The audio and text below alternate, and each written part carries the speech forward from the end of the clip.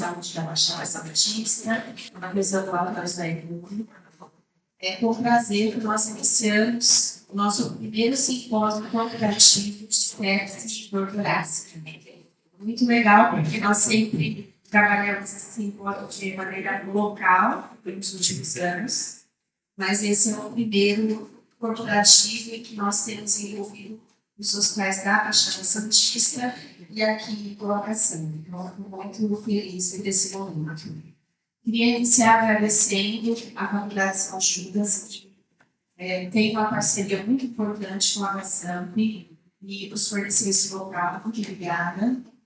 Queria agradecer também todo o apoio técnico da equipe da qualidade, da equipe do treinamento e desenvolvimento, da enfermagem, que sempre nos apoiou muito, da diretoria do Basamp e também da diretoria do CSC, que nos apoiou em toda a estruturação desse evento. Muito obrigada. Queria agradecer também a todos os palestrantes, não vou citar todos, acho que todo mundo recebeu a programação, são palestrantes que realmente vão trazer mais conhecimento, que vão colocar com a gente, então acho que é louvável nós agradecermos a presença de todos, porque eles dispuseram o seu tempo para vir aqui, né, poder nos presentear com o seu conhecimento, então muito obrigada. E queria iniciar chamando, o Dr. Flauber. Ele é gerente médico do Hospital da Santa, ele é pediatra, intensivista pediátrico, formado no Hospital da Albert Einstein. E ele vai trabalhar um tema que vai falar sobre reconhecimento, reconhecer, agir e salvar. Uma abordagem prática da sepse pediátrica. Dr. Flauber.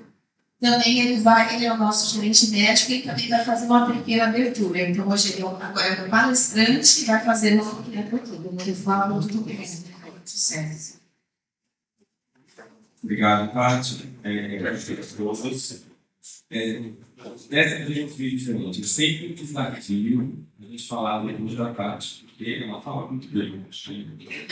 E eu, quando tento fazer ao vivo, né, assim que começar faz ao vivo, eu me emociono, você fica uma catástrofe. Então, dessa vez, eu escrevi um discurso, né, já vai curando, agradeço o convite, mas quando a gente tem que fazer erro, se emocionar, fazer aquele trabalho. Bom dia a todos. É uma grande satisfação. A gente está iniciando hoje ao primeiro simpósio coletivo da série de doutorados. É um marco importante na trajetória do nosso grupo hospitalar. Esse encontro simboliza algo maior do que a simples troca de conhecimento técnico. Ele representa a força do trabalho conjunto entre todos os hospitais, unidos por um propósito comum, que é promover a excelência do cuidado do paciente com segurança, qualidade e responsabilidade. A sepse e a doutorase são dois desafios da medicina de urgência e emergência. A gente tem que consultor médico, sabe, que é o objetivo. Exige de nós uma resposta rápida, uma tomada de decisão segura e uma atenção integrada. E é exatamente por isso que esse simpósio foi concebido, para que possamos aprender juntos, alinhar as condutas e expectativas, fortalecer os protocolos, sempre com foco em não se importa, a vida e o bem-estar dos nossos pacientes. Mais do que nunca, é fundamental que nossas instituições compartilhem boas práticas, discutam casos reais, revejam processos e, acima de tudo, atuem com cultura intercoletiva e estratégia comum. Também não podemos esquecer que a qualidade do atendimento não se sustenta sem o uso racional dos recursos. Cada exame, cada antibiótico, cada grupo de permanência hospitalar deve ser pensado e responsabilizado, sem desperdícios, sem excessos, mas com o máximo de eficiência clínica. Cuidar com qualidade e segurança também é cuidar de forma inteligente. Quero agradecer a presença de todos, médicos, enfermeiros, gestores, As equipes assistenciais e administrativas estão aqui e também estão à distância assistindo a gente. Vocês estão parte essencial dessa reunião. Tenho certeza que esse encontro trará reflexões valiosas e, acima de tudo, resultados concretos na prática assistencial dos nossos hospitais. Que esse seja o primeiro de muitos encontros, que possamos sair daqui hoje mais conectados, mais preparados e ainda mais comprometidos com o que nos une, o cuidado centrado no paciente. Muito obrigado, desejo a todos um excelente evento.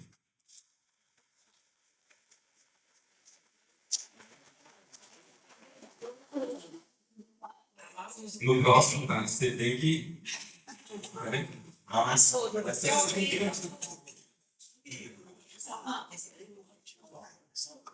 Bom, pessoal, então, vamos começar o nosso evento, provavelmente, de palestra sobre sucesso pediátrica.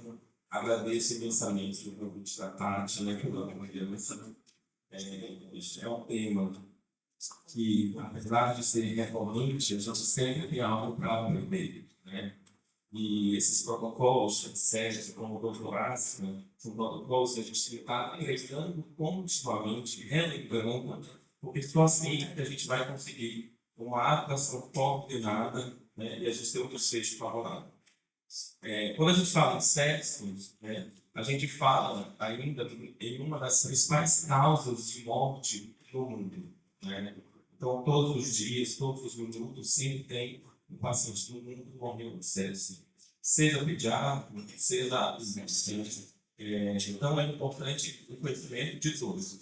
Existem questões técnicas, mas para que o paciente tenha um bom atendimento, ele tenha um desfecho favorável, um resultado favorável no final, é importante que a atuação seja coordenada entre todos, né? Entre a equipe administrativa, a equipe de apoio. A gente tem alguns exemplos de casos que a equipe de apoio reconheceu a gravidade do paciente quando estava chegando, já direcionando para o acompanhamento, né? As equipes administrativas e todo mundo que cuida no dia a dia, técnicos, primeiros e médicos, tá bom? Então, vamos falar um pouco do sepsis pediátrico, como reconhecer e agir com abordagem prática. A sepsis pediátrica, ela passou, né, no ano de 2024, uma grande transformação, né, em relação ao conceito, e é o que a gente vai falar um pouquinho também hoje. Então, só para a gente alinhar conceitos, né, conceitos iniciais de infecção e sepsis, tá? A infecção é um processo patológico causado por algum micro-organismo que leva o paciente ao risco de sepsis, tá bom? Então, em conceitos simples, é importante esse entendimento. A sepsis, tá? E aí a gente já acrescenta uma informação a mais. Ela é definida como uma disfunção orgânica, tá? Então, é uma infecção que levou a uma disfunção orgânica, né? E que é causada por uma desregulação na resposta do hospedeiro à infecção. Então, a gente tem uma infecção, o nosso organismo, né, tem uma alteração na maneira como responde esse hospedeiro. Isso aí vai gerar uma disfunção orgânica, que é o que a gente chama de sepsis. Tá? Esse slide é um pouco assustador, mas a gente precisa ter uma noção básica, né, da complexidade da sepsis e os mecanismos que levam à sepsis. Tá?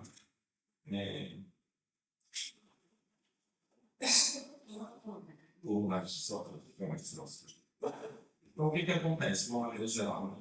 O nosso organismo, né, como ele é invadido por um hospedeiro, uma bactéria, um fungo, muitas vezes por vírus, quando existe essa invasão, esse agente ele começa a liberar algumas substâncias que já vão iniciar uma resposta imunológica.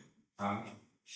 Nesse processo aqui, de resposta imunológica, o corpo já começa a liberar outras substâncias que a gente chama de citocinas, que são o que a gente chama de mediadores inflamatórios. Isso faz com que outras células, né, comecem a desviar o seu caminho e ir para aquele local de infecção. Quando essas células chegam lá, esses mediadores e esse processo que está acontecendo, ele é potencializado, ele aumenta. E aí a gente começa a ver algumas repercussões. Então, aqui nessa figura, isso é um meio vaso, né? Então, com esse processo, a gente começa a ver alterações na membrana do vaso, a gente tem aumento da permeabilidade capilar, a gente começa a ver um edema, né, intersticial, que é fora do vaso. E isso aí já começa a prejudicar o transporte e oferta de oxigênio para os tecidos. E aí isso gera uma cadeia de eventos que vai terminar com alterações vasculares, né? E depois de um tempo, alterações orgânicas, que a gente vai falar um pouco. Então, alterações podem ser cardíacas, podem ser alterações renais, alterações no fígado, alterações neurológicas. Então, todos esses eventos eles partem a partir desse processo inicial que é entrado por a gente no organismo. Então, aqui é uma linha do tempo para a gente falar sobre os conceitos e definições diferentes para um pouco dos anos. Tá? A grande dificuldade que existe é a gente ter uma definição universal. Então, muitas vezes, para o hospital, normalmente, o SENSE, ela é definido, caracterizada por alguns critérios. E no outro hospital, outro médico do mesmo serviço, ele caracteriza o SENSE por outros critérios diferentes. Então, essa divergência para no tratamento, no reconhecimento do tratamento do desfecho do paciente. Então, existe uma luta, né, há muitos anos no mundo. Anos no pudim, quando você se mexeu um pouco bem, fiquei mas pode. Por favor. Obrigado.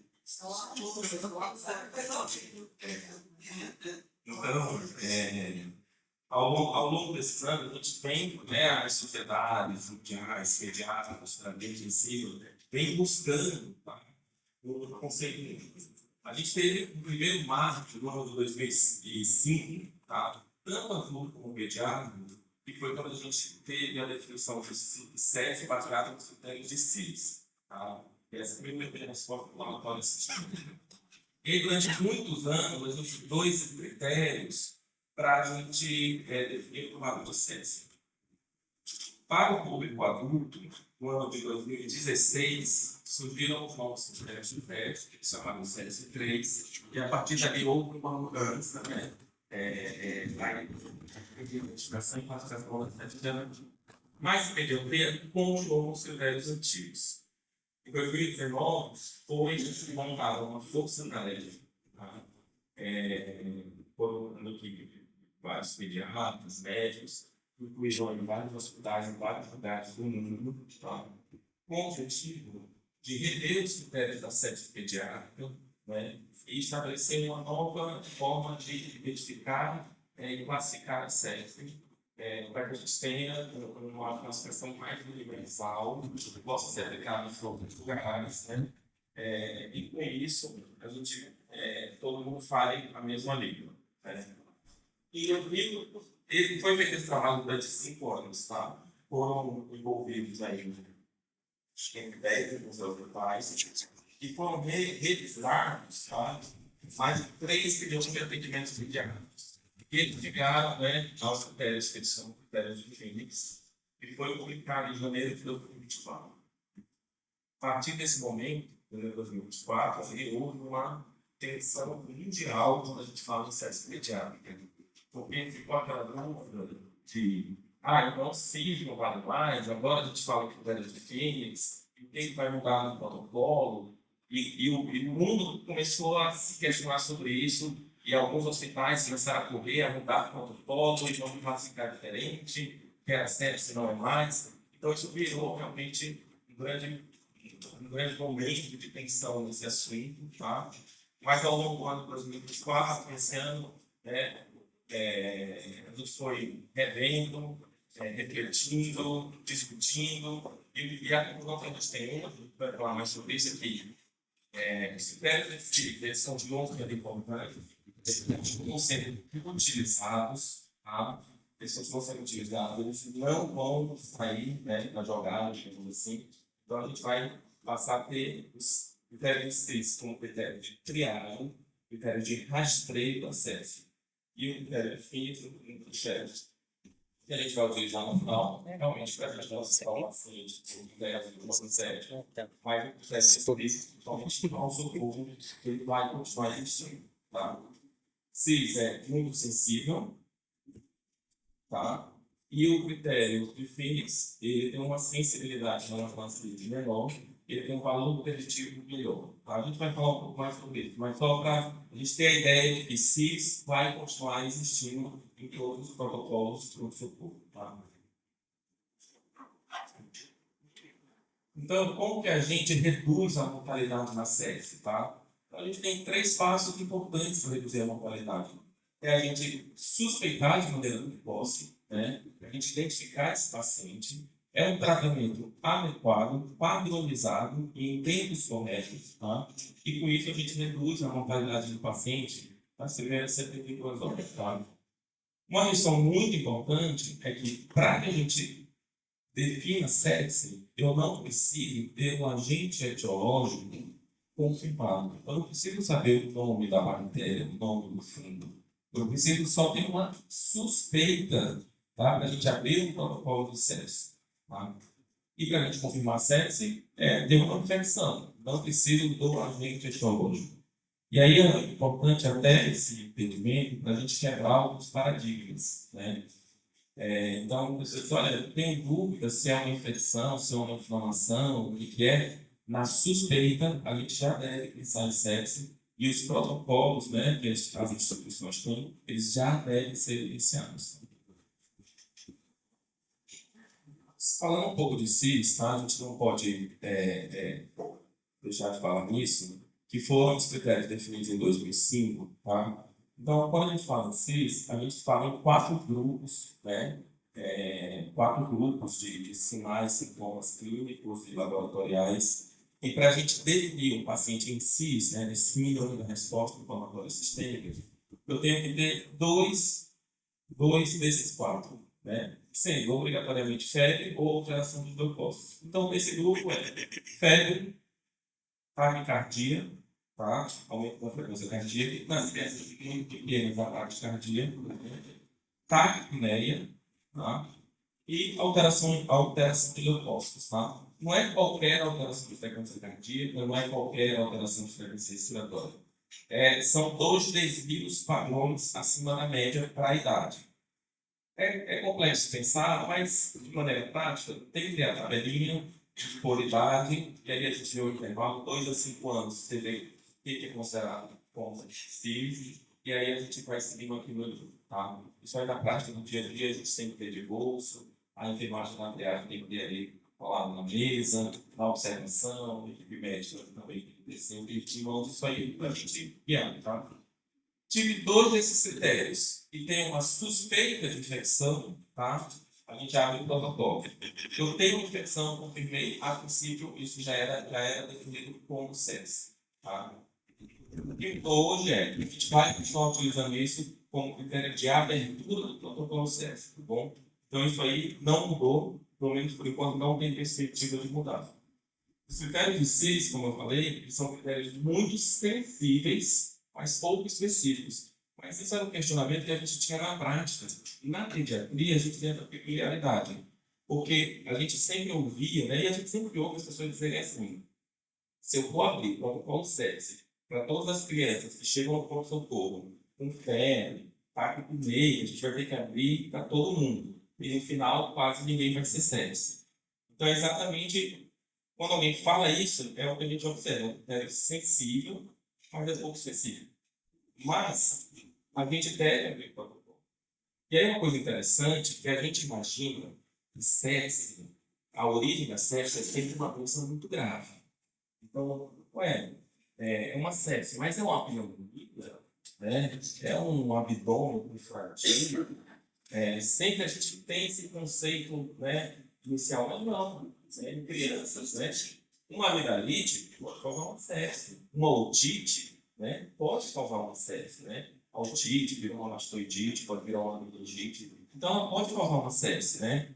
Aquela criança que estava jogando futebol, né, chutou o chão, machucou o dedinho da unha, que parecia uma inflamação ali local, isso aí vira uma sepse, né? Tem alguns casos curiosos em criança, adulto também deve ter, mas em criança a gente vê, estão crianças jogando futebol, né? Jogando futebol, e a criança leva uma bolada. A gente fala, leva uma bolada, levou uma bolada no ombro, levou uma bolada no rosto, né? E aí, depois de 2, 3 dias, ela começou a falar com febre, tá péssima, né? Essa bolada, ela causou ali algum tipo de lesão na pele, né? Mesmo que sejam lesões pequenas. E aí foi uma porta de entrada para alguma bactéria, geralmente a gente fala estáfilo, e aí desenvolve o processo de sepsis. Então, para a gente pensar em sepsis, eu não preciso pensar numa origem grave, muito complexa, muito fora da realidade do dia a dia. As coisas simples do dia a dia, elas também não acontecem. Tá? Então, uma viradite pode evoluir para sepsis? Pode. Um otite pode evoluir? Pode. É claro que a pneumonia também, é claro que a infecção primária também, né? Mas as outras coisas simples, elas também podem. Tá? Então, não vamos esquecer disso. E aí, em 2005, junto com o critério de CIS, eles também trouxeram as disfunções orgânicas, né? E aí são um grupo de 8 disfunções, né? E aí eles falam cardiovascular, respiratória, neurológico, hematológico, renal e hepático, tá? E na presença dessas disfunções, a gente classificaria a sepse como sepse grave. Então, sepse era CIS, infecção. Sepse grave, disfunção orgânica, tá? Então, esse era o conceito que a gente trabalhou durante esses anos todos, e mudou um pouco em 2024. Tá? Aqui eu estou trazendo para vocês o protocolo do Instituto Latino-Americano de Sepsis, que é o ILAS. Tá? Ele é um protocolo universal e ele serve como referência, né, para basicamente todos os protocolos pediátricos de sepsis. Então, a gente tem aqui os critérios de abertura. Quando pensar em sepsis, né? Ele pode ser aberto pela técnica de enfermagem, ele pode ser aberto pelo enfermeiro, ele pode ser aberto pelo médico. Tá? Assim, qualquer profissional da área de saúde pode aderir ao protocolo sepsis. E aí observe que o protocolo ele tem 2 critérios de abertura. Critério 1 são critérios de CIS, que a gente falou. Então a gente tem 4 grupos, que aqui está incluído a pressão arterial. Tá? Então, frequência cardíaca, leucócitos, hemograma, mas que geralmente esse critério só vai ser preenchido se o paciente tem reservado no laboratorial. Frequência respiratória, pressão arterial. E aí isso é uma coisa importante, né? Quando a gente vê esse protocolo, a gente tem ou CIS ou alguma suspeita de disfunção orgânica. Tá? E aí essas disfunções orgânicas são os sinais dos sintomas clínicos que estão muito baseados naqueles critérios de disfunção orgânica que eu mostrei aqui. Tá? Então, se a gente vê uma criança que chega no hospital, uma suspeita de infecção e alguma dessas alterações, a gente inicialmente abre o processo, tá? E começa a dar seguimento. E aqui eu quero só fazer aqui alguns comentários importantes, tá? Alguns comentários. A gente sabe, né, o filho, sabe, né? O nosso filho também, a gente tem uma ansiedade grande. Isso é natural. E às vezes a gente, como profissional da área de saúde, a gente tende a minimizar a queixa que a mãe traz. A gente já dizer, essa mãe funciona. É uma prática que a gente acaba também, infelizmente, alongando. Mas, no caso da pediatria, isso aí a gente tem diversas publicações, isso é bastante esclarecido, que a opinião da mãe ela precisa ser valorizada. Tá? Então, se chega uma mãe e diz para você, olha, meu filho não está bem, a gente, né, a princípio, vai confiar no dom da mãe. É claro que tem situações, a mãe que chega e diz, tá bem, a criança está com um pacote de salgadinho, lavando, e aí a gente, claro, também ponderar algumas situações, mas bem em geral, se a mãe diz que o filho não está bem, a gente confia na informação. Tá? Então, essa informação é importante porque a mãe que vai te dizer quando se a criança está prostrada, se está irritada, se ela tem consideração nova. E aí, outra coisa importante é a oligúria. Oligúria, ela tem uma definição, né? De leste baixa, meio de meio, N de lógica. Mas isso, quando chega no é impossível saber. Mas o que a mãe te diz? 8 horas da manhã. Fevereiro, você teve que ficar com febre. A última fralda que eu troquei foi uma às 5 da tarde. Peraí. A senhora está 12 horas sem trocar a fralda do seu filho? é sequinha, febre, 12 horas com a fralda, protocolo sepsis. Não tem o que discutir. Não tem o que discutir. Entendeu? Então, isso aí tem que estar muito claro. Essa autossuspensão. Tá? A gente tem que realmente valorizar essa situação. E aí, lembrando, um paciente de 47 não necessariamente está gravíssimo. Né? A sepsis é uma evolução. Tá? Vou mostrar para você ver aqui mais na frente, vocês vão perceber isso. Então, disfunção orgânica ou CIRS. Qualquer um dos dois, abrir o protocolo sepsis. Tá bom? E aqui, só revisando a classificação que a gente tinha: sepsis, CIRS, infecção, sepsis grave, CIRS, infecção e disfunção orgânica. E aí vale qualquer disfunção orgânica que a gente falou. Está precisando de oxigênio, disfunção orgânica. Tá? Não faz xixi, disfunção orgânica. Alteração de perfusão, disfunção orgânica. Pulsos rítmicos, disfunção orgânica. Então, qualquer dessas alterações e algumas outras, presente é sepse, sepse grave, choque séptico é quando a gente tinha quando tem disfunção cardiovascular. Aí a gente já usará choque séptico. E aí, falando um pouco de tratamento, tá? Aí aqui é o momento que foi o melhor exemplo que eu encontrei. Para a gente tratar de uma maneira adequada sepse, o cara tem kit, né, do lema do Bobacai, que é: bata primeiro, bata forte, não tem debate. Quando a gente pensa em sepse, é isso que tem que ser. Nós temos que ser rápidos, nós temos que ser eficientes no tratamento dirigido, tá? E a gente não pode ficar se questionando: eu abro ou eu não abro o próprio processo? Eu faço ou eu não faço? Não é para ter dúvidas. Na dúvida é sempre fazer. Não importa a gente abrir sem protocolo sepsis e um sem. O ruim é a gente ter sepsis que a gente não abre o protocolo. Porque aí a gente muda o desfecho e a gente aumenta a mortalidade. Tá?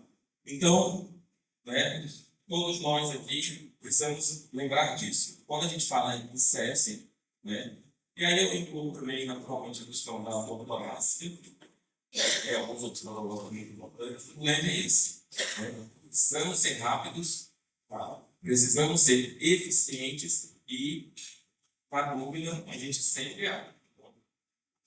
Aqui, só para vocês terem uma ideia do segmento do protocolo. Tá? Então, depois daquela leitura inicial, o médico avalia e ele classifica a suspeita dele: sepse, sepse, descarga, fecha o protocolo, tudo bem.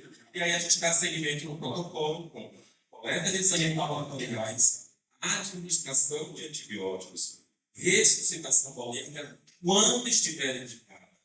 E aí é uma coisa importante, porque o volume ele não é para 100% dos pacientes, tá bom? E depois a gente faz a reavaliação com exames e a gente definir o destino desse paciente, tá bom? Então, quando a gente fala sepse, reconhecimento precoce. Ali a gente tem um micronômetro, né, sobre sepse, então, só para a gente lembrar. O S, né, a gente cuida dessa doação. Então, criança com febre que precisa de oxigênio normal, suspeita de sepse. Não é disfunção taquipneia, tá? Numa criança com um quadro infeccioso, você sempre tem que pensar em pneumonia. Então, você pensa em sepse. Obviamente, hipotensão. Então, o paciente com hipotensão, tá? Esse aí está escancarado. Né? Não tem que ter dúvida. Diminuição da diurese. Então, prestem bem atenção como os próprios sociedades, sérios, institutos, eles reforçam muito essa questão da diurese. Porque isso é um sinal de disfunção orgânica. Tá bom? E rebaixamento do nível de consciência, alterações neurológicas. Quando o paciente febril, com uma doença febril, a gente deve pensar em sepse. Certo?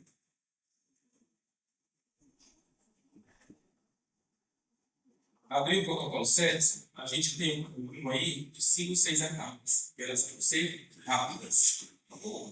Então, a primeira etapa é obter um acesso venoso. O acesso venoso, depois de aberto o protocolo, né, tem que ser obtido idealmente até 5 minutos. Tá? O paciente abriu o protocolo e tem que ser levado para um leito, um por autorização. E aí todo mundo tem que ir até o leito. O médico tem que ir lá, a enfermagem vai lá, todo mundo vai lá. Processo venoso rápido. Processo venoso rápido imediato é fácil? Não. Quem sabe? E aí a gente entra em caos.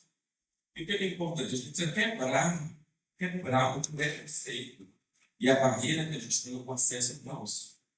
Ele é um acesso, muitas vezes, ele é mais rápido e mais fácil de conferir que o acesso venoso periférico.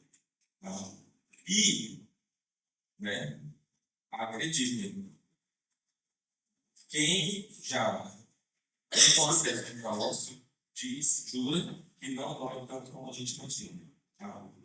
Então, quem tem acesso periférico não conseguir é acesso ao caos. Tá?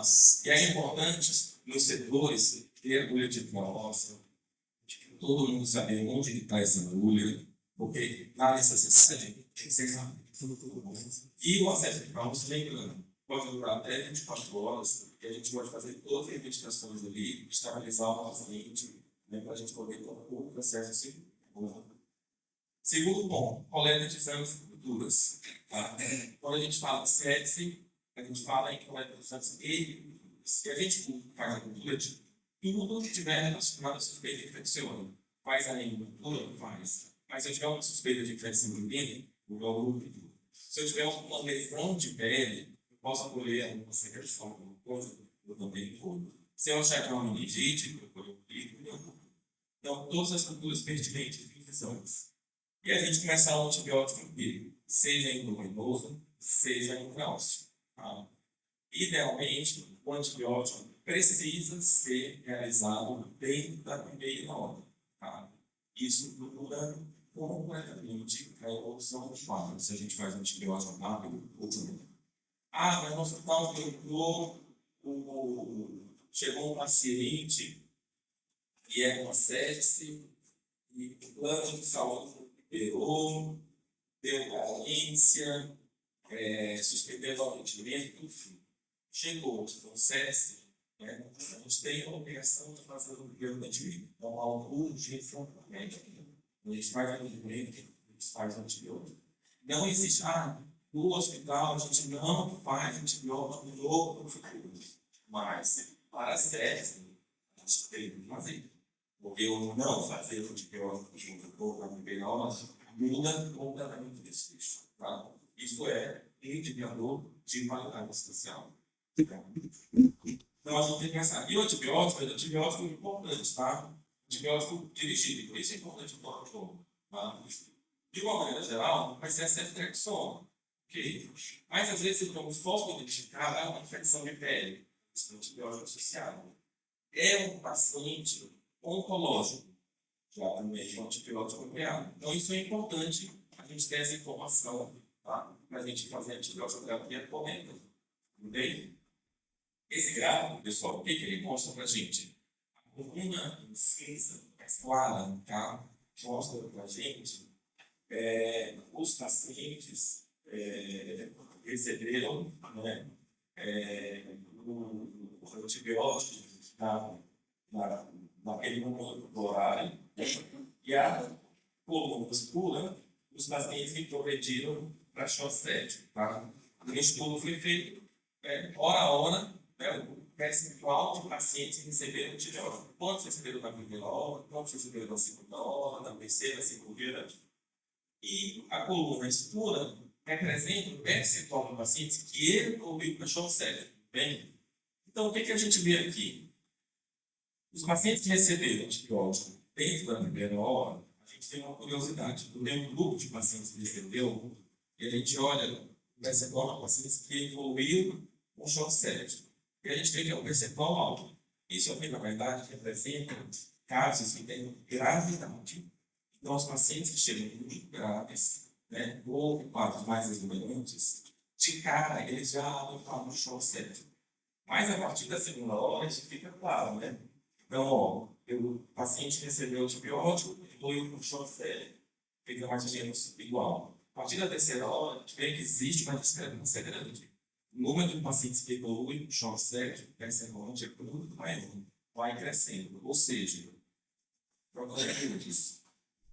eu retardar o início do antibiótico eu aumento a chance do paciente evoluir com choque séptico. Por isso, a importância da gente fazer lá melhor. Atrasou, não tinha, seja lá o que for. Isso depois de 3 horas, ok, a gente vai sempre fazer. Mas eu sei que um grupo grande dessas crianças vai evoluir com choque séptico. Tá bom? Então, esse trabalho ele é isso, a importância da gente fazer na primeira hora. E aí, em alguns casos, a última coluna, né, são pacientes que receberam antibiótico no período de 12 a 24 horas. Então, aquele caso que chegou no hospital, entre aspas, todo mundo comeu bola, fez antibiótico, quando foram ver no dia seguinte, fez um antibiótico, essa igual de crianças que vão em choque séptico, é praticamente 100% desses pacientes que vão. Então, o antibiótico precoce salva a vida. Medir lactato, isso é uma grande controvérsia na pediatria. Tá? O adulto, justamente estabelecido, é lactato material. Na pediatria, existe uma grande controvérsia. Tá? Nem todas as crianças com sepsis, choque séptico ou lactato. Existem outras tantas doenças em pediatria que alteram o lactato. Então, isso é controverso. Mas, de uma maneira geral, a gente pode lactar. Tá? Inclusive, esse trabalho foi publicado em 2024 sobre os critérios de Phoenix. Está muito claro que tanto faz se lactar material como venoso. Não faz diferença. E aí, o mais importante é a gente acompanhar a evolução desse lactato. O paciente que entrou no lactato alto, a gente pode depois avaliar a resposta do tratamento. Tá? Mas o lactato inicialmente baixo não significa que não seja sepsis. Então, isso na pediatria ainda é bastante controverso. Tá? E fluidos, fazer volume. Tá? E aí entra uma peculiaridade. Volume não está indicado para 100% dos pacientes. A indicação é quando o paciente tem critério. Então, os critérios são alteração de perfusão, hipopressão, paciente desidratado, né? Paciente pulsos finos. E isso, esse paciente tem critério de volume. Hoje, a gente sabe, antigamente era volume para todo mundo, indiscriminadamente. Né? Volume, não se existia volume, e era como a gente vê crianças que recebiam 100 ml por quilo de volume. Né? Proporcionalmente para a gente falasse que você vai fazer 4 litros, 5 litros de soro paciente. Então, volume absurdo. E aí a gente começou a ver, no passar dos anos, e a gente depois tinha que tratar o problema que esse excesso de volume gerava. Então, o paciente ele tinha muitas vezes pulmonar, edema pulmonar, tinha edema de ossos intestinais. Então, é isso que a gente passou a ver. Então, hoje, tem que fazer volume? Tem, para os pacientes que têm critério. Tá? Então, isso é uma coisa importante. E junto com essa questão do volume, lembrar que quando a gente atende um paciente, eu preciso de um teste. Se ele tiver uma hipoglicemia, a gente precisa corrigir. E se tiver outras alterações de eletrônicos, também a gente já tem que começar a atuar, tá bom? Aqui é uma orientação que existe, e a gente também falava dessa questão do volume, e veio uma orientação do Paulo, da última atualização que teve. Ele pede para a gente direcionar a questão de fazer volume de acordo com o suporte que a gente tem. Se a gente tem UTI, a gente não tem UTI no local. Tá? E aí o que é interessante? Ele diz o seguinte: locais que você tem UTI, você pode fazer até 60 ml por quilo de volume do paciente. E locais que você não tem UTI, você faz menos. Por quê? Porque o excesso de volume também aumenta riscos. Então isso é muito importante. Tá? Então, locais onde eu não tenho UTI, eu faço menos volume. E aí, se o paciente não estiver bem, se não estiver bem, medicação iniciada, droga plasmativa. Tá? Então, isso é uma coisa interessante, porque isso aqui é um reflexo dessa questão de que a hipertolemia aumenta a morbidade, tá, dos pacientes. Tudo bem? Então, não esqueçam disso. Vamos fazer volume? Vamos. Tem indicação. E quando a gente fizer volume, a gente tem que fazer sempre. Faço volume, é avaliação. Faço volume, é avaliação. Se eu tenho UTI, ok, eu sou mais permissivo do volume. Se eu não tenho UTI, eu tenho mais atenção, e aí eu começar a droga consultiva, muitas vezes mais errado. Tudo bem? Se alguém quiser fazer alguma pergunta, daqui a pouco eu vou voltar a fazer as entrevistas bem. Bom, e aí, depois que a gente suspeitou, abriu o protocolo, levou o leite do regime, a série de antibiótico, volume que o paciente precisou, tá? E a gente reavaliou, e a gente vai reavaliar o paciente. Perfeito. É nesse momento, pessoal, que a gente está reavaliando o paciente. Ou quando o paciente já está internado, que a gente vai utilizar critérios de vírus. Tá? Esse trabalho só reforçando ele foi publicado em janeiro de 2024. E ele muda muito a visão que a gente tem sobre a questão da sepse. E o que é importante nisso aqui? Quando a gente tinha a definição do sexo pelos filhos, a gente dizia classificou como sexo, mas a frente está ótimo, né? Está tudo bem, acho que nem precisava internar, era por isso que a gente veio muito. Por quê? Porque o ser sexo com a classificação não significava um desfecho, né? Necessariamente mais complicado. Quando o paciente preenche sexo por esses critérios finos, ele está diretamente relacionado com o maior risco de óbito. Para vocês terem ideia, a chance do paciente com sepse, né, por esses critérios, evoluir com choque séptico de 10% a 30% e óbito de 30%. Então, é muito alta a chance do paciente evoluir. E aí, quando a gente tem os critérios de Fênix, os critérios eles são bem objetivos e isso é interessante. Então, a gente tem critérios respiratórios, e aí aqui a gente vai ter uma avaliação relacionada a quanto que está a saturação, quanto que veio o gás, quanto de oxigênio que o paciente recebe. Não vou especificar os detalhes, mas é importante na prática a gente ter esse caminho para a gente classificar. Bom, a gente tem a parte cardiovascular, e aqui na parte cardiovascular a gente vai ter a questão se o paciente tomou droga vasoativa, quanto que está a pressão do paciente, quanto que está o lactato. E aí observe que a gente já tem uma situação, né, de discussão que a gente não lactato. Bom, questão de coagulação também. Quanto vai com a vida, quanto está o IgG do paciente, quanto está o dedímero e o fibrinogênio. Isso aí são novidades na nossa rotina pediátrica. Tá? Por esses critérios, em teoria, a gente tem que incluir no pacote sexo inicial uma dosagem de dedímero e fibrinogênio. O meu hospital não faz dedímero. Por quê? Não faz dedímero. Então, isso foi uma situação que foi discutida por esse trabalho. Se você não faz dedímero, você simplesmente, no caso, não avalia isso. Tá? E a parte neurológica. E aí aqui tem uma coisa interessante, né?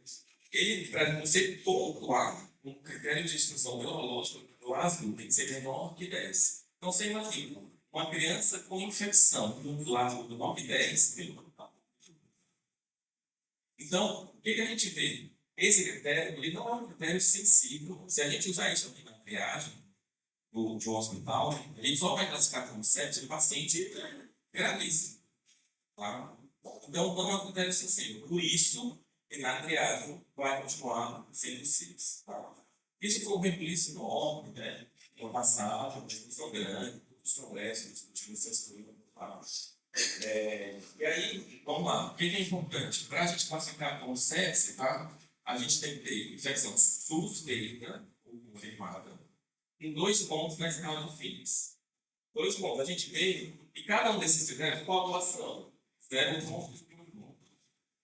Respiratório, pode ter 0, 2 ou 3 pontos. Se eu tiver 2 pontos, é um paciente com sepsis. Se dentro desses 2 pontos eu tiver pelo menos um ponto com o critério cardiovascular, ele é choque séptico. Então vamos lá. Imagina que é uma criança que está com hipotonia, ela está precisando de oxigênio, ela está vindo a 40%, vou para a CAF a 50%, e aí a gente escolheu um lactato, que deu um lactato alterado. Essa criança ela é classificada como choque séptico. Eu não, para buscar com o choque certo, preciso. Eu não preciso ter hipótese.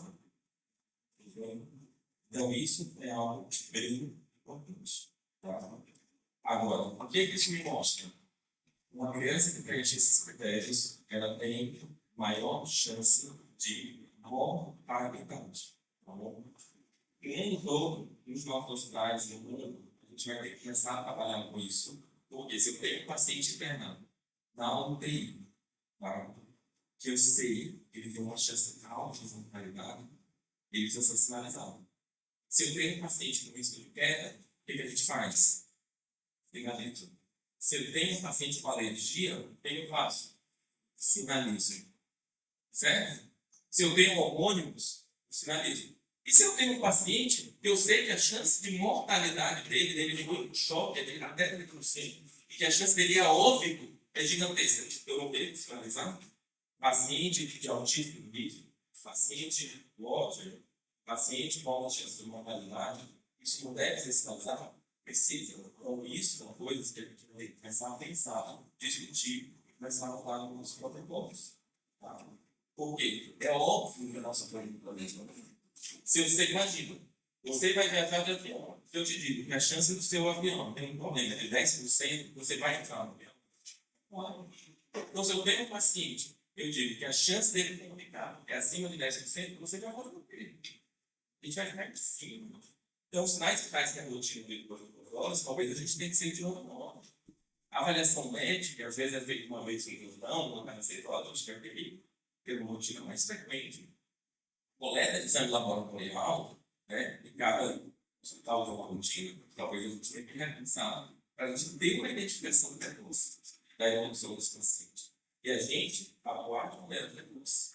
E só assim que a gente vai conseguir realmente tudo bem?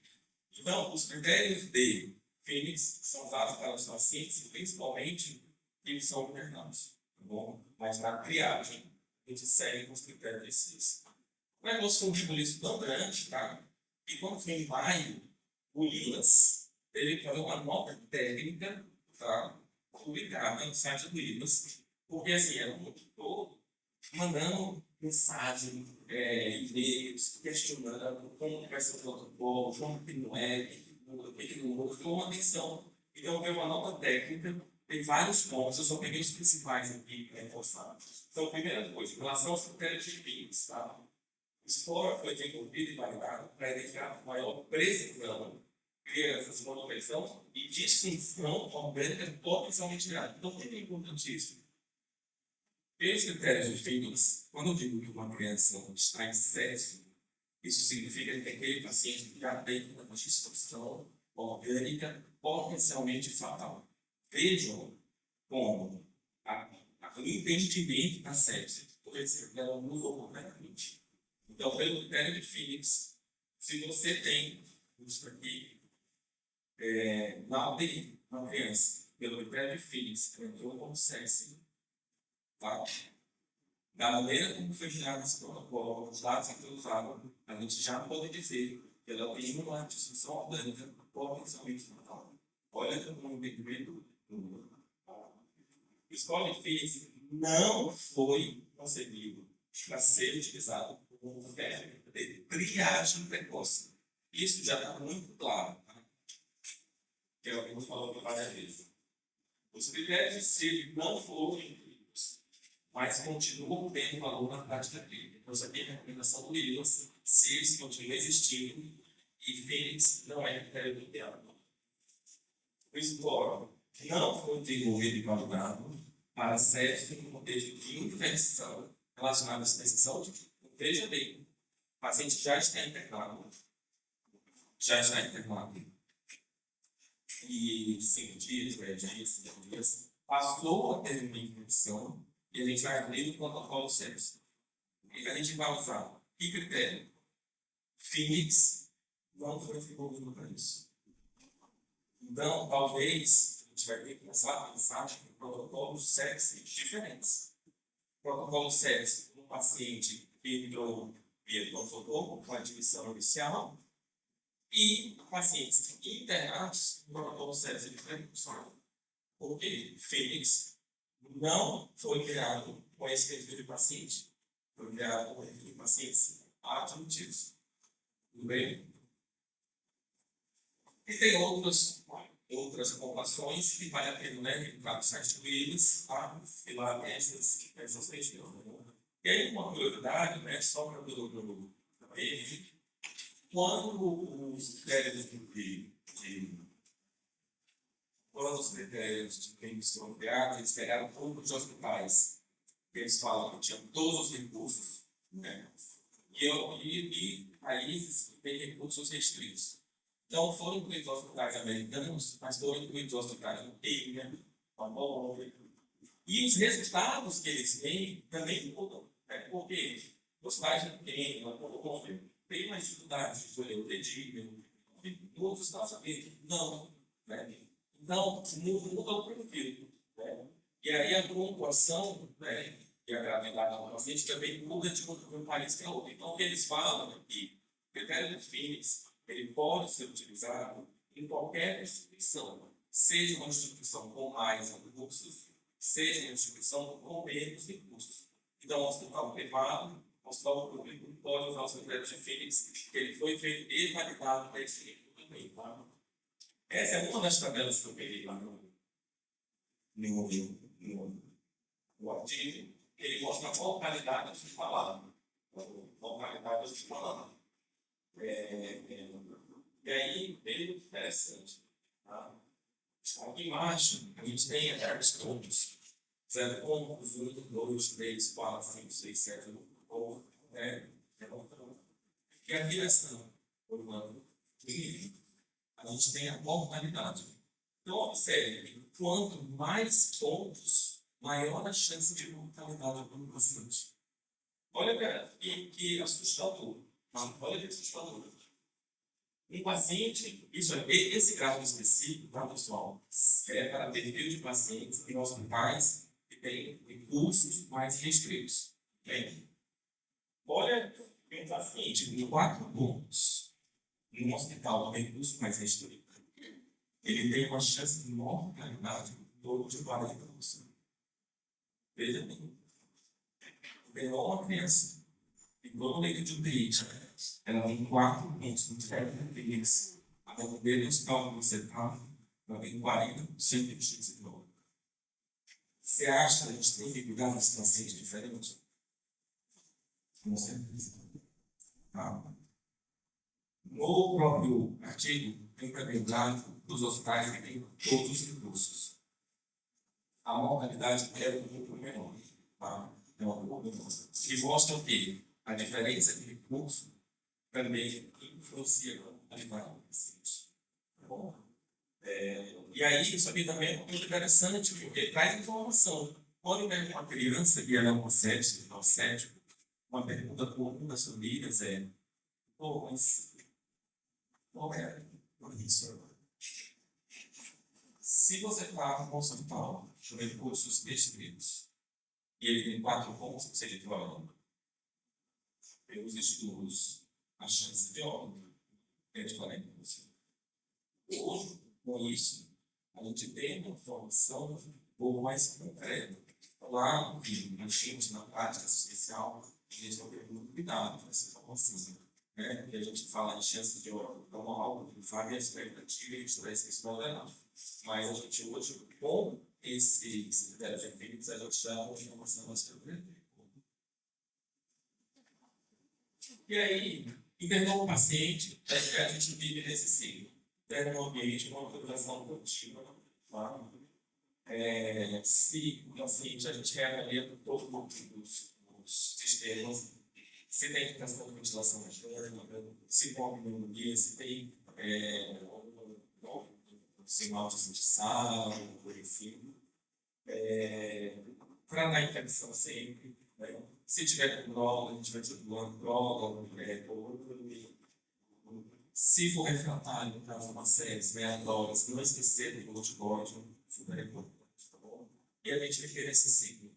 Monitor, gata, cada vez mais grosso. Tá bom? Para finalizar, tá? duas mensagens, né? Uma, quero deixar aqui um agradecimento à doutora Lívia, que é uma colega médica, que me ajudou aí na elaboração da obra com os slides, algumas informações que a gente compartilhou, e deixar a mensagem, né, do caráter clínico, que eu acho que é uma consulta que a gente deve ter, tirada de sexo, pelo pediatra, a gente não tem que esquecer, né, que a gente tem que agir rápido, né, ser eficiente, e se a gente tiver dúvida, a gente não pode ter dó, tendo a dúvida, a gente sempre volta e a gente vai sentir uma sensação de decisão. Tá bom? Obrigado.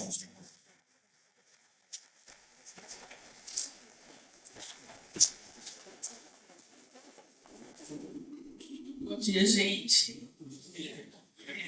Obrigada, Dr. Flauber. Acho que é muito a nossa prática clínica hoje não ter essa dificuldade de saber qual, né? Quando apareceu esse protocolo de você conversou comigo e falou, vamos tentar implementar, e a gente viu que o CIRS ainda é extremamente importante na triagem.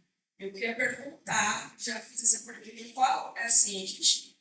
A criança, a maioria delas, elas vão ter dois fatores de sintomas, né? Mesmo sendo um processo infeccioso já no começo, né? Aquela mãe que vem aquele todo dia que fala, olha, faz menos de 24 horas, tem febre, tá cansativo, e aí não se abre o protocolo. Isso é uma prática nossa, cada sangue, mas isso aí em outros hospitais também a gente tem uma dificuldade em abrir o protocolo. Eu vou ficar legal. Essa questão de abrir o protocolo SES, tanto a dor como o IgM, é sempre uma luta, né? Toda vez que a gente passa por um processo de acreditação, ou quando a gente vê os indicadores do protocolo, a gente sempre vê o número de protocolos abertos. Tá? E a gente, assim, é sempre baixo, né? Não é uma nossa avaliação só, acho que é algo que todas as instituições, porque abrir o protocolo SES e deixar em SES é um trabalho de conscientização. Por isso a importância de ouvir a gente ter uso não só das pessoas da área técnica, né? Técnicos de enfermagem, técnicos, mas tem pessoas da área administrativa, né? Porque todo mundo tem que ter essa ciência. Quando a gente fala em SES, a minha recepção tem que ser rápida, o pessoal do apoio tem que ajudar, tem que liberar a internação rápida, eu tenho que ter um leito disponible, né? Mais agilidade. Quando a gente fala em SES, tem que ter essa agilidade. E aqui o protocolo é o primeiro passo. Essa é uma luta que a gente tem constante, né, em todos os serviços. Né? Trabalho nos hospitais também é a mesma luta, né? É um trabalho de conscientização. Por isso que a gente reforça a importância de toda a equipe do protocolo. E não é um protocolo exclusivamente médico, é um protocolo do paciente. Então, a primeira pode abrir, técnico, não pode abrir. Qualquer pessoa, né, que tiver essa assistência pode abrir. E aí, em relação ao que você falou, quando a gente, né, tem esse eixo, né, tem relativamente nós já temos algumas etc. Ele é importante, os critérios de CIS, né, eles vão ajudar a gente, no primeiro inicial, a decidir a informação. Tá? Eles vão continuar dentro dessa qualidade. E aí, uma coisa que é importante, imagina, a mãe vem para o hospital com uma queixa que ela tem pouca educação. É natural que essa criança esteja no quarto do grupo grave. Né? Ela pode evoluir. Então, ela muitas vezes chega e está relativamente bem.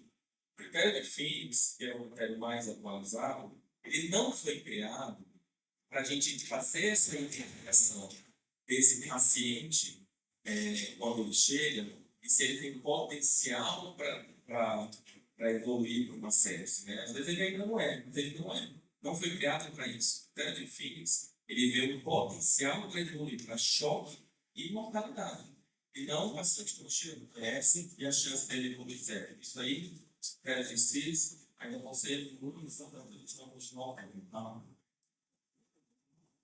Alguém tem alguma pergunta para o Dr. Flauber? E aí? caminhar com você.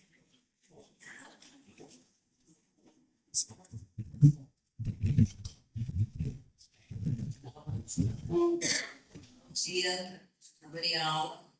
Mas é claro que a gente está sempre evoluindo. Partindo do se nós colocássemos como uma escala de avaliação, no próximo pouco a gente já teria uma meta, é isso? E aí a gente consegue até acompanhar a evolução mais de perto desse paciente, com a evolução, e aí se é um encontro feliz.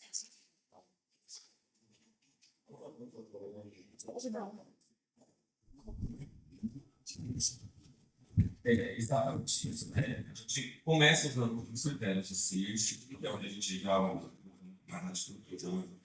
Quando a gente vai entrar no critério de FINIX? No final desse processo, tá? Quando o paciente já passou pela triagem, pelo protocolo, por o exame, esse antibiótico, ali a gente vai envolver de uma reavaliação. Tá? Muitas vezes, alguns dos pais já têm um protocolo que inclui os critérios de FINIX. E o que eles estão fazendo? Né? Eles estão guiando a internação pelo protocolo que a gente tem padrão, CIRS. Uma vez internado, dentro das primeiras 24 horas do paciente já internado, né, ele inclusive é reavaliado até pelo menos na UTI, pega a tabela dos critérios de FINIX e aí classifica aquele paciente no final. Tá? Para ter um diagnóstico naquela parte pessoal ali, se é uma sepse, se é um choque séptico.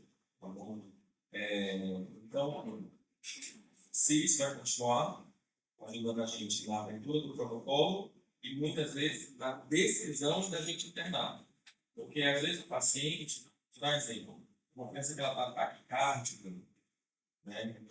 E às vezes ela tem um ataque de ideia e ela ainda não entra com critério de FINIX. Mas, se a gente olhar uma criança com febre, uma infecção, taquicárdica, taquimeia, né? O estado geral não está muito bom, a gente não vai mandar para casa. Né? Então, isso vai continuar sendo utilizado como critérios de internação. Tá? E, naturalmente, na suspeita de sepse, o ideal é esse paciente ficar no leito com monitorização contínua. Tá? E aí, naturalmente, na maioria dos hospitais, monitorização contínua, só vai ter leito de UTI mesmo. Tá bom? Essa é a avaliação que é feita ao microfone. Para transmitir. A reavaliação depende desses casos. Né? E através desse caso, eu sei o potencial de risco. No caso, a escala, ela é, por exemplo, passou na triagem de suspeita, vai internar na unidade de internação pediátrica.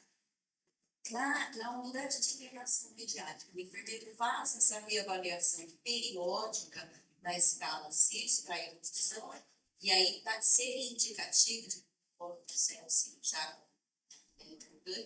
para acompanhamento de TI. Tá. Eu não vou botar o time advogado, né? Mas o que acontece? Bom, só repetindo, né? Perguntou se depois, durante as reuniões do paciente no caso, na unidade de internação pediátrica, se o enfermeiro continua reavaliando os anos critérios de CIRS, né? Para saber se tem indicação de qual delírio ou não, certo? Depois de decidir a internação, a sugestão é, primeiro, se quando decidir pela internação, se esse paciente tem sinais de CIRS, preenche critério de CIRS, são 2 alterações, mais a infecção, o ideal é que esse paciente proteína. Mas, que seja por outro motivo, ou que não for por critério, ele vai para a unidade de internação. A enfermagem tem a rotina normal, né? A cada X horas vai em água dela, utiliza, né? Habitualmente, né? A maioria dos lugares, utiliza esse de pios, tá?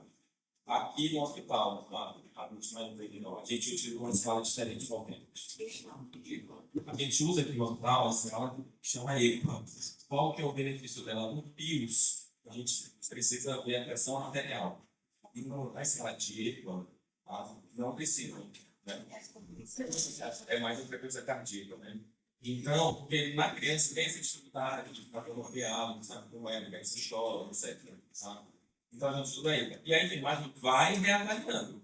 E, no caso aqui do nosso protocolo, se tiver pontuação nessas escalas, aciona o bloco amarelo, tem uma reavaliação ética, e aí o índice confirmar a nossa suspeita de sepsis, vai para o DEIC, tá? O que é importante? Se em qualquer local do hospital, na unidade de internação, o hospital acontece, um paciente preencher critérios de FIMS para sepsis, não há nenhuma dúvida que essa criança já está operativa. Bom, vai melhorando, tá? Mas as reavaliações periódicas na unidade de internação têm as escalas de PIOS e no nosso caso de nutrição aqui, tá bom? Online, alguém tem uma pergunta? Pessoal online tem alguma pergunta? Ou aqui, gente, pode perguntar. Só vai pegar. Olá. Não é uma pergunta, você só evoluiu. Peraí, acho que eu parei. Não, Ela não sorte. Daí, você não chega, ela vai falar. Ela vai falar que você não Ela tá gripada, entendeu? Entre tudo que o doutor falou que é de subimportância, né? Tem. Foi bem válido eu falar do paciente que chega, que está dentro do protocolo, independente da parte burocrática, todos eles Entendi, mas eles não têm. legislativo, nós precisamos dar seguimento para esse paciente. Então, o que acontece, né, doutor? Acontece muito, e me perguntam, e eu sempre utilizo. Às vezes nós compartilhamos algumas das nossas experiências para passar, porque esse paciente de protocolo, a gente está trabalhando muito tempo, então é de suma importância a gente pôr para esse paciente. As coisas burocráticas que te envolvem de uma outra forma, e não é quem está na assistência. Quem está na assistência tem que pôr o tempo. Né? E uma outra coisa é que os pacientes, mas agora tem os pacientes que a gente abre o protocolo por algum critério e no final você diz, mas esse paciente independente do protocolo. Abriu o protocolo do doutorado, o que é o doutorado? Está vindo de AVC, não é de AVC. Tem que enfatizar, porque isso também, isso a gente já ouviu de várias equipes, né? Eu fiz parte da enfermagem, parte do médico, parte de administração. Nós temos que abrir o protocolo. Se não se enquadra no direito, se não é no protocolo, que bom, mas se a gente perde aquele paciente que estava dentro do protocolo, a gente deixou de agir.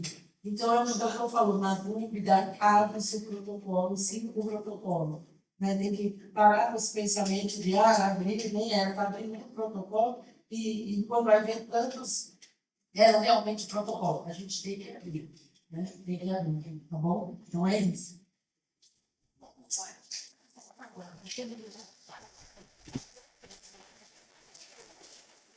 Obrigada. Nossa, Só um minutinho. Pessoal, eu sei que o senhor já abordou várias perspectivas do protocolo, mas eu gostaria que o senhor falasse um pouquinho do RN.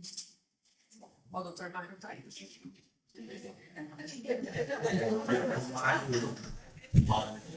Eu abri não no sexo neonatal, por quê?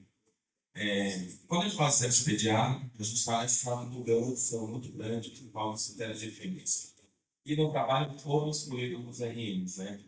Então, pelo menos por enquanto, RN continua o protocolo nacional, são critérios baseados no PACID e outros critérios da sexo neonatal. Mas, assim, a grosso modo, Mário, né, pode me corrigir, mano. RN com febre, RN que não está bem, a primeira coisa que a gente vai pensar é sepsis e a gente vai internar. Não tem como a gente pegar um RN e a gente atender um RN, a gente tem uma suspeita de sepsis, mesmo que às vezes não confirme, mas se tem febre, não tem como internar. RN com febre é igual à internação, se falando. Sepsis vários, né?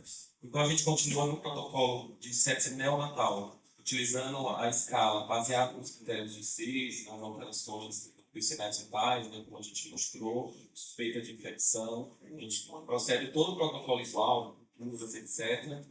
E a gente procede normalmente, tá? Eu perguntei porque tem essa diferenciação e esse aqui ele vai para socorro com o pediatra que está lá na porta, né?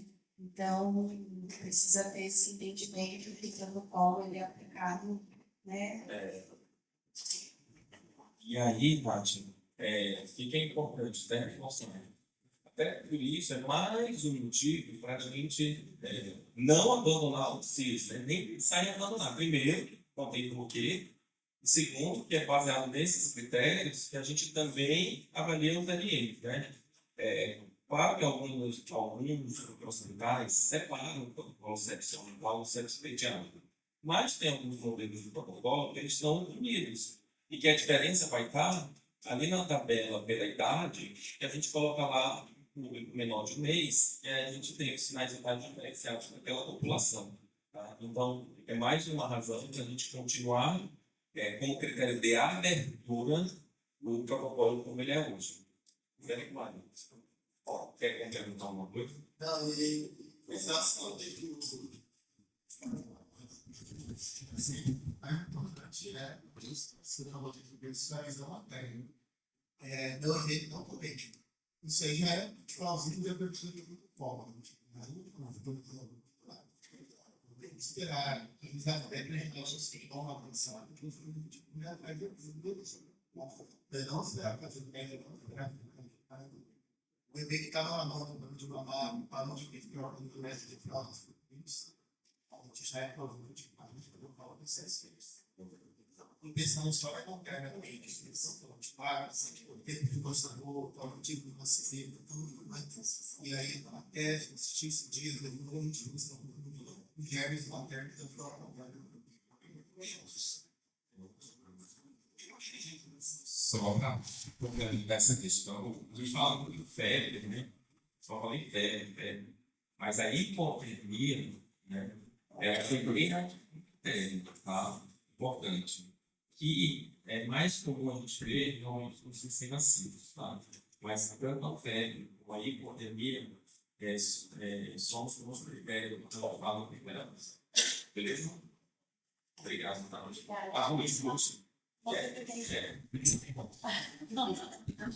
Estava falando, né, da sepse neonatal. Um dos fatores mais importantes que a gente olha e que diferencia mais é a questão da causa materna.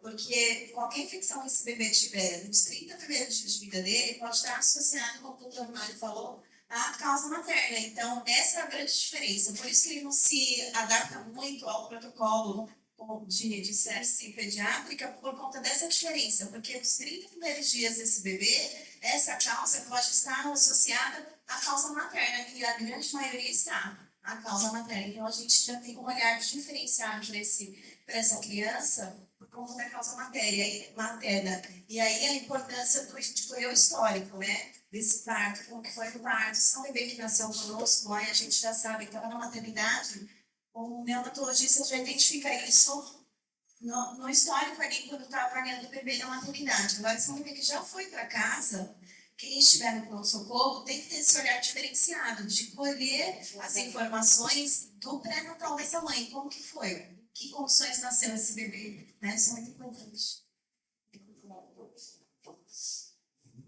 Bom, acho que é isso, né, Tati? Obrigado, gente. Vamos finalizar, Gente, tem uma pergunta aqui no chat, tá? Eu acho que é mais para a Ruth do que para o Dr. Flávio. Bom dia, o diagnóstico em crianças pode ter convenção. Essa criança, se não estiver na UTI, mas estiver na unidade de internação, utilizamos o EPA, mas não verificamos a pressão arterial. Nesse caso, a gente deveria utilizar a escala Pius?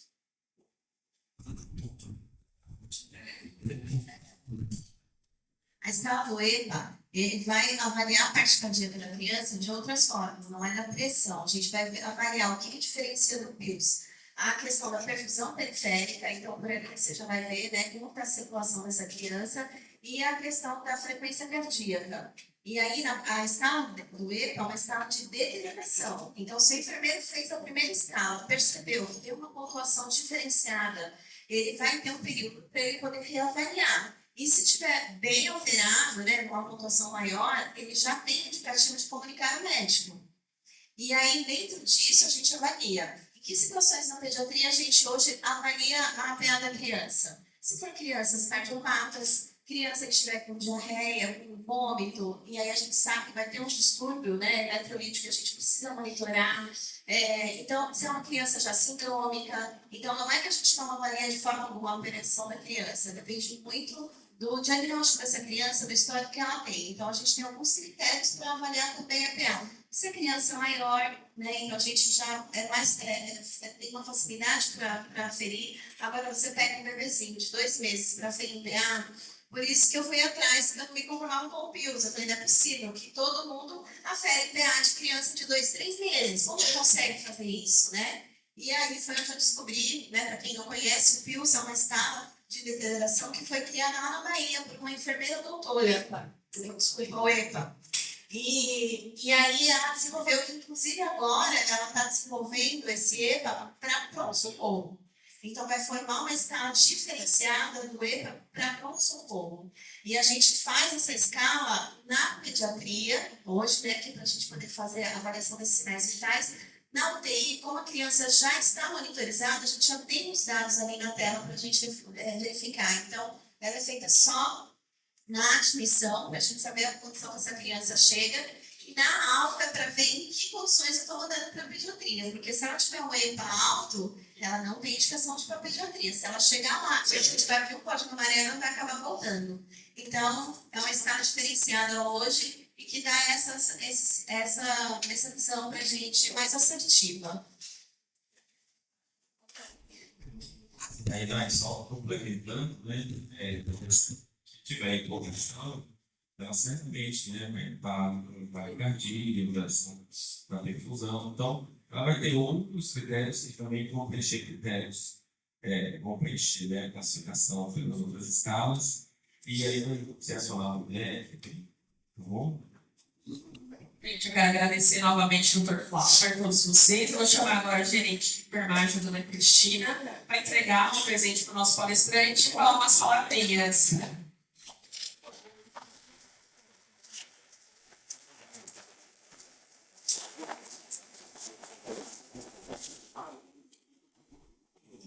A palavra para a dona Cristina. Falar, né? Muito bom amanhã, né? Receber tanta informação, conhecimento, compartilhar com vocês, e eu acho que isso faz o nosso simpósio, nessa compartilhar com o nosso amigo da Baixada. E eu fico muito feliz porque há uns anos atrás eu falava que nem sabia o que era, as pessoas não sabiam nem o que era os protocolos, falavam em sepsis, era uma coisa assim difícil das pessoas entenderem o que nós estamos vendo aí. Né, na nossa jornada, quando feliz e quando vocês querem aprender, quando vocês estão aqui nos ajudando a fortalecer, né, os nossos protocolos e, acima de tudo, o mais importante é saber que aquele cliente, aquele paciente que está ali gastando, procurando, ele vai ter isso, né, ele vai ter essa qualidade desse atendimento, essa preocupação dos nossos profissionais, como o doutor falou, assistência administrativa, apoio, da higiene. Então, eu fico muito feliz, né, e só tenho que agradecer, né, com tudo, pelo desenvolvimento de vocês, né, essa força, esse entendimento, e acima de tudo, esse compromisso, que é mais importante. Tá? Muito obrigada a todos mais uma vez. E pela excelente palestra, eu sabia que você era tão professor assim. Escondidos, mas foi maravilhoso. Isso veio agregar os nossos conhecimentos e assim, abre-se protocolo sim, né? Abre-se protocolo sim. Bom, muito obrigada a todos e pela manhã.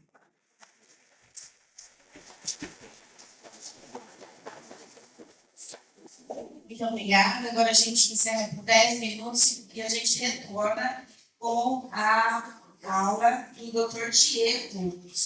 Dr. Rodrigo Fulini Ataliba. Ele vai falar sobre torturácia, o manejo da torturácia.